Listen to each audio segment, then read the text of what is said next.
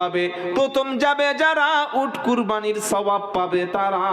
আর মসজিদে যাওয়ার পরে নবী বললেন, ইদা দাখালা আহাদাকুমুল মসজিদ ফালা তাজলিস হাত্তা ইউসাল্লি রাকাতাইনি। তোমরা যখন মসজিদে প্রবেশ করবে অতক্ষণ পর্যন্ত মসজিদে বসবে না যতক্ষণ 2 রাকাত নামাজ তুমি আদায় করবে না। 10:30টায় মসজিদে গিয়েছে, ওই সময় 2 রাকাত নামাজ ছিল। ওই নামাজের নাম কি বলেন? বলেন। মসজিদে প্রবেশের নামাজ, ওটা হচ্ছে দাখলুল মসজিদ। কি মসজিদ বলেন? যেহেতু মসজিদে আপনি প্রবেশ করেছেন, শুধু নিজের মসজিদ না, যে কোনো জায়গায় গেছেন, এখান থেকে গিয়েছেন কোনো একটা জায়গায় বেড়াতে গেছেন, আপনি প্রথমে গিয়ে মসজিদে গিয়ে চুপচাপ বসে আছেন আধ ঘন্টা। এবার নামাজ শুরু হবে, আগে উঠে সুন্নাত পড়ছেন জোহরের 4 রাকাত। নবীর সুন্নাত হলো মসজিদ প্রবেশ করে আগে 2 রাকাত সুন্নাত নামাজ, যার নাম হচ্ছে দাখলুল মসজিদ। কথা মনে থাকবে ইনশাআল্লাহ। আমরা তো শুধুমাত্র জুমার দিন আমল করি, কিন্তু আল্লাহর নবীর সাহাবায়ে কেরাম যে কোনো মসজিদে গেলে, যখন যেত, সকাল হোক দুপুর হোক রাত হোক, যে কোনো মসজিদে গেলেই আগে 2 রাকাত মসজিদে প্রবেশের নামাজ। হুম্মা ওয়া বিহামদিকা ওয়া তাবারাকাসমুকা ওয়া তাআলা জাদ্দুকা ওয়া বলেন, এটাও তো দরুদ। আমরা খালি এই বক্তারা, এটা কিছু খারাপ মনে করবেন, আমরা বক্তারা কি করি জানেন? খুব চালাক লোক না হলে বক্তা হতে পারে না। মানে সবচাইতে ভয়ঙ্কর চালাক মালেরাই বক্তা হয়, সবার দ্বারা হবে না। আমরা দেখলাম যে আধ ঘন্টা 20 মিনিট বক্তব্য করে একটু দম হয়ে গেছে, চাও এসে গেছে, পানি এসে গেছে, এখন খাবো কি করে? তো খাওয়ার লাইন পাচ্ছি না, বক্তব্য থামিয়ে তো আর পানি খাওয়া যায় না, চা খাওয়া যায় না। বাবারা, নবীর মহব্বতে আল্লাহুম্মা বলে আমি শুরু করে দিলাম। নবীর মহব্বতে সবাই পড়ছে, আর তুমি যদি নবীর মহব্বতে পড়ো তো চাটা শেষ হচ্ছে কি করে? সত্যি করে বুকে হাত দিয়ে বলো, চাটা যে খেলে আর লোকের যে দরুদ পড়তে বললে, এটা নবীর মহব্বত ছিল না চায়ের মহব্বত ছিল? কি বলছি বুঝতে পারছেন না? তাই যখন দরুদ পড়বেন, আল্লাহ রসুল পাক সাল্লাল্লাহু আলাইহি ওয়াসাল্লাম যেন মদিনায় আছেন, আপনি রসুলের কবরের সামনে দাঁড়িয়ে আছেন, রসুলকে যেন সচক্ষে দেখতে পাচ্ছেন, সোনার মদিনায় যেন সামনে আছে, এইভাবে দরুদ পড়বেন। কথা মনে থাকবে ইনশাআল্লাহ। আল্লাহুম্মা সাল্লি আলা মুহাম্মাদ ওয়া আলা আলি মুহাম্মাদ কামা সাল্লাইতা আলা ইব্রাহিম ওয়া আলা আলি ইব্রাহিম ইন্নাকা হামিদুম মাজিদ। আল্লাহুম্মা বারিক আলা মুহাম্মাদ ওয়া আলা আলি মুহাম্মাদ কামা বারাকতা আলা ইব্রাহিম ওয়া আলা আলি ইব্রাহিম ইন্নাকা হামিদুম মাজিদ। কটা দোয়া হলো? 2টো দোয়া হলো। তাকবীর হলো কটা? 2টো তাকবীর কমপ্লিট হলো। দরুদ শরীফ হয়ে গেল, আর একটা তাকবীর হবে, আল্লাহু আকবার। বলেন আল্লাহু আকবার। এইবার শেষ দোয়াটা শুরু হলো, আল্লাহুম্মা গফিরলি হাইয়িনা ওয়া মাইয়িতিনা ওয়া শাহিদিনা ওয়া গায়িবিনা ওয়া সাগীরিনা ওয়া কাবীরিনা ওয়া যাকারিনা ওয়া উনসানা। আল্লাহুম্মা মান আহইয়াইতাহু মিন্না ফাআহি আলাল ইসলাম ওয়া মান তাআফাইতাহু মিন্না ফাতাওয়াফাহু আলাল ঈমান। নারায়ে তাকবীর। দোয়া হলো 3টি, এবার তাকবীর হবে 4টি। আল্লাহু আকবার। ডান দিকে সালাম ফিরাবে, আসসালামু আলাইকুম ওয়া রাহমাতুল্লাহ, আসসালামু আলাইকুম ওয়া রাহমাতুল্লাহ। যারা জানাজার নামাজ পড়তে যায়, আমি আব্দুল্লাহ জুবাইর হাত দুটো ধরে বলে দিচ্ছি, একবার জানাজার মাঠে জিজ্ঞাসা করে দেখবেন, আপনার এলাকায় যখন নেক্সট কোন জানাজার নামাজ হবে, খালি বলবেন বাবা 4টে তাকবীর হবে, আর 4টে তাকবীরের মাঝে 3টে দোয়া পড়তে হবে। কোন কোন মুসলমান 3টে দোয়া জানো? তখন দেখবেন আরো লাশের পাশে কোনো লোক নাই। তাহলে তোর বাবার জানাজা তুই পড়, আমি চললাম। শিখি না এটা লজ্জার নয়, বরং শিখবো না এইটা লজ্জার। কি বলছেন বলুন? আমি জানি না, শিখিনি, আমি অযোগ্য, আমার মধ্যে কোয়ালিটি কোয়ান্টিটি নাই, আমি জানাজা বুঝি না, দোয়া পড়ি না, এটা অপরাধ নয়, হয়তো শিখতে পারিনি, কিন্তু আগামীতে কোনো মাইয়েত হওয়ার আগে আমি দোয়া শিখে দোয়া পুরো মুখস্থ করে মাইয়েতের জন্য দোয়া করতে যাব, এইটা শেখার কি লজ্জার আছে? জোরে বলেন। এই শিখতে যাতে পারেন, শেখার টেন্ডেন্সি তৈরি যাতে হয়, শেখার মানসিকতা যেন পরিবর্তন হয়, তার জন্য এই কোরআনের মাজলিস ডেকে বলে দেয়া হচ্ছে শিখে নাও। সারা জীবন লোকের বাপের জানাজা পড়েছেন, লোকের মায়ের জানাজা পড়েছেন, পরের যা ক্ষতি করেছেন, নিজের বাপ তো এখনো মরতে বাকি আছে, নিজের মা এখনো মরতে বাকি আছে, নিজের বাপ আর মার ওই একই ক্ষতি করবেন? ভেবে দেখুন। বক্তব্য হচ্ছে ভাবার নাম, বক্তব্য চিন্তার নাম, ওয়াজ হচ্ছে শোনার নাম, শুনে বাড়িতে গিয়ে ভাবতে হয়। আর আমাদের বক্তব্য কি? কিছু মাল বোঝে নাই, একটা শব্দই বুঝতে পারে, চাঙা চাঙা করে 2 ঘন্টা হয়ে গেল, ব্যাস লেবে চলে গেল। ভাবুন যে লোকের জানাজার নামাজ পড়তে গিয়ে শুধু দাঁড়িয়েছিলাম, মূর্তির মতো কোনো আওয়াজ ছিল না। আমার বাপটা যেদিন আমার সামনে মাইয়েত হবে, আমি ছেলে যেদিন বাপের জানাজা পড়ব, আমার মুখ থেকে তো যেন দোয়াটা যেন বার হয়, এ নিয়ত করব, বলুন ইনশাআল্লাহ। জোরে বলুন ইনশাআল্লাহ। বাবাজিরা, আল্লাহ আমাদেরকে মানার তৌফিক দান করুক, সকলে বলুন আমিন। ইসলাম হচ্ছে মানার নাম, ইসলাম হচ্ছে ভাবার নাম, ইসলাম হচ্ছে প্র্যাকটিক্যাল লাইফে আমল করার নাম। ইসলাম শুধু শুনে পালিয়ে যাওয়ার নাম ইসলাম না। যেটা শোনাচ্ছিলাম জুমার নামাজ সম্পর্কে, আল্লাহ পাক কোরআনের মধ্যে সূরা জুমা বলে একটা সূরা দিয়েছেন। জিকিরের কটা অর্থ বলেছি? 5টি। তার প্রথম জিকির শব্দের অর্থ হচ্ছে নামাজ। জিকির শব্দের অর্থ নামাজ। ইয়া আইয়ুহাল্লাযীনা আমানু ইযা নুদিয়া লিস-সালাতি মিন ইয়াউমিল জুমআতি ফাসআউ ইলা যিকরিল্লাহ। আল্লাহ বলছেন সূরা জুমার 28 পারা একদম 9 নম্বর আয়াতে, ও বিশ্বাসী ইমানদারেরা, ইযা নুদিয়া লিস-সালাতি মিন ইয়াউমিল জুমআতি, জুমার দিনে আমার ঘরে যখন তোমাকে নামাজের জন্য ডাকা হবে, ফাসআউ ইলা যিকরিল্লাহ, আমার স্মরণের জন্য, আমার নামাজের জন্য তোমরা দ্রুত চলে এসো। জুমার আজান যখন হয়ে যাবে, ওয়াজারুল বাই, কোরআন শোনাচ্ছে ব্যবসা বাণিজ্য, দোকানপাট, কাজকর্ম, তোমার ব্যস্ততা সবকিছু তোমার জন্য তখন হারাম হয়ে গেল। জুমার যে আজান হয়ে যাওয়ার পরে কাজকর্ম, ব্যবসা বাণিজ্য, দোকানপাট সবকিছু বেচা কেনা তোমার জন্য হারাম। জুমার আজানের পরে নামাজ তোমার জন্য ফরজ। কথা মনে থাকবে ইনশাআল্লাহ। তাই কোরআন শোনাচ্ছে ফাসআউ ইলা যিকরিল্লাহ, আমার নামাজের দিকে, আমার জুমার নামাজের দিকে দ্রুত তোমরা চলে এসো। আমি আল্লাহ শুনিয়েছি এখানে জিকির শব্দের অর্থ হলো নামাজ। জিকির শব্দের অর্থ কি বলেন? নামাজ। বিশেষ করে জুমার নামাজকে আল্লাহ বলেছে। আল্লাহর নবী সাল্লাল্লাহু আলাইহি সাল্লাম বলে, জুমার দিনে প্রথম কাতারে, প্রথম মসজিদে যারা প্রবেশ করে তারা উট কুরবানির মতো সওয়াব পেয়ে গেল। যারা দ্বিতীয় আসবে তারা গরু কুরবানির সওয়াব পাবে। তৃতীয় পজিশনে আসবে যারা ছাগল কুরবানির সওয়াব পেল। আর 5 নম্বরে আসবে যারা মুরগি সৎকার সওয়াব পাবে। 5 নম্বরে আসবে যারা মুরগির ডিম সৎকার সওয়াব পাবে। প্রথম যাবে যারা উট কুরবানির সওয়াব পাবে তারা।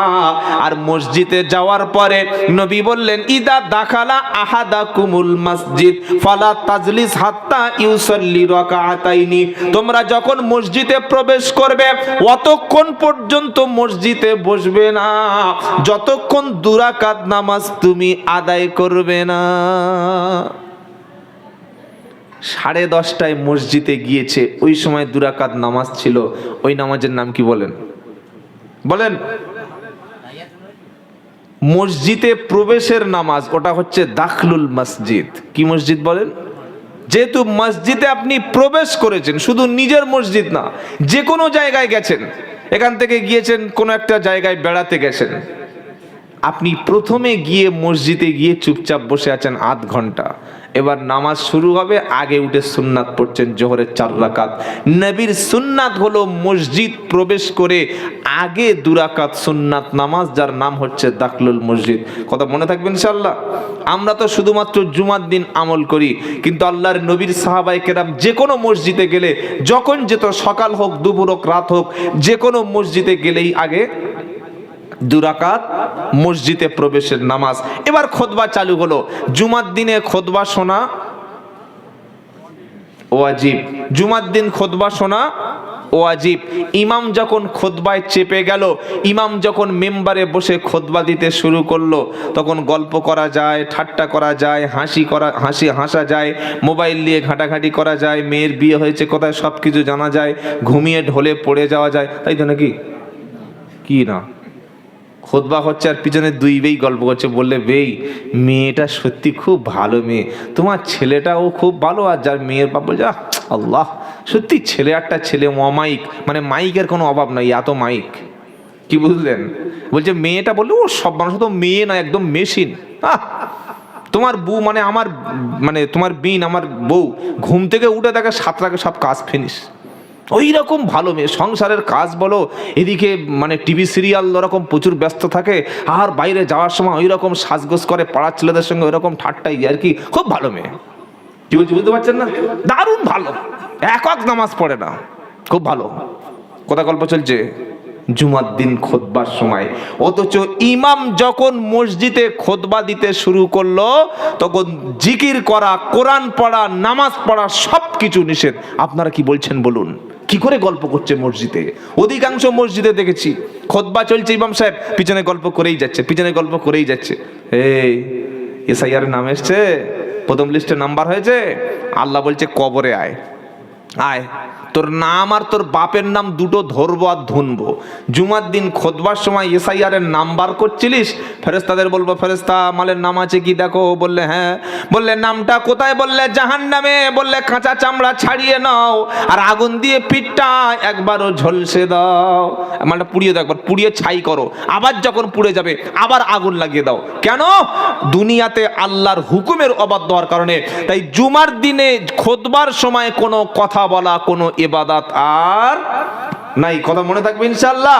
কোন মানুষ যদি জুমার দিনে আগে নামাজ পড়তে গেল, ইমামের সামনে বসে চুপচাপ খুতবা শুনলো, নামাজ হয়ে গেল, ফিরে বাড়ি চলে আসলো, এই জুমা থেকে পরের জুমা পর্যন্ত আল্লাহ তাআলা তার জীবনের গুনাহগুলি তিনি মাফ করে দিল।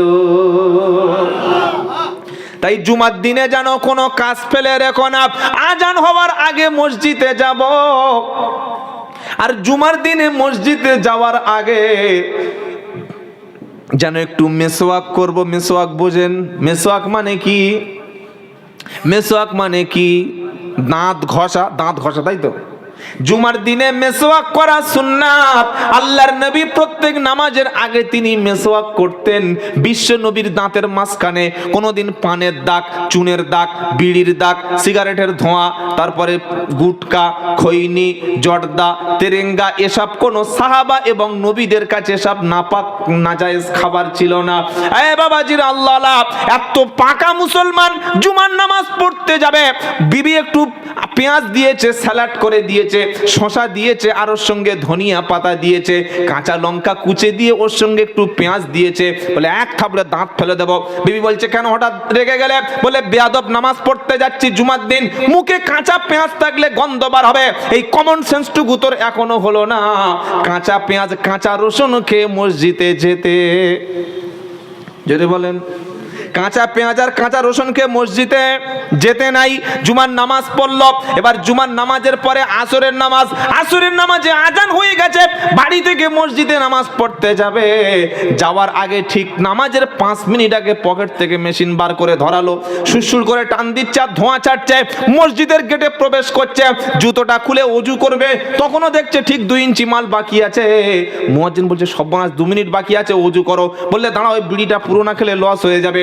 সুরসুর করে ধোঁয়া ছাড়ছে, বিড়িটা বাইরে ফেলে দিল।